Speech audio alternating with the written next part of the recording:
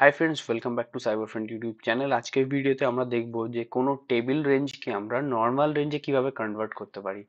আমাদের এখানে কিছু ডেটা নর্মাল রেঞ্জে রয়েছে, এটাকে যদি আমরা টেবিলে কনভার্ট করতে চাই তাহলে আমাদের প্রথমে পুরো এন্টায়ার ডেটাটাকে সিলেক্ট করে নিতে হবে।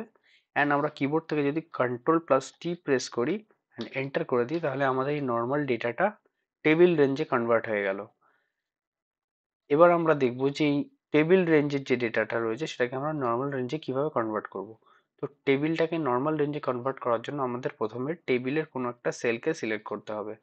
সাপোজ এই সেলটাকে আমি সিলেক্ট করলাম, এখানে তোমরা দেখতে পাচ্ছ একটা টেবিল ডিজাইন বলে নতুন ট্যাব ওপেন হয়ে গেছে।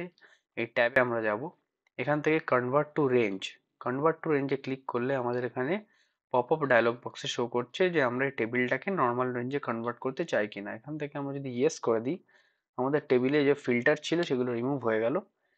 এবার আমাদেরকে এখানে টেবিলের যে ফরম্যাটিংটা রয়েছে সেই ফরম্যাটগুলোকে রিমুভ করতে হবে। তার জন্য আমরা হোম ট্যাবে এই ক্লিয়ার অপশানে গিয়ে ক্লিয়ার ফরম্যাটসে ক্লিক করলে আমাদের পুরো টেবিলটা নর্মাল রেঞ্জে কনভার্ট হয়ে যাবে। এরকমই আরো এক্সেল রিলেটেড ভিডিও দেখার জন্য সাইবার ফ্রেন্ড ইউটিউব চ্যানেলকে অবশ্যই সাবস্ক্রাইব করো। Thank you so much for watching the video.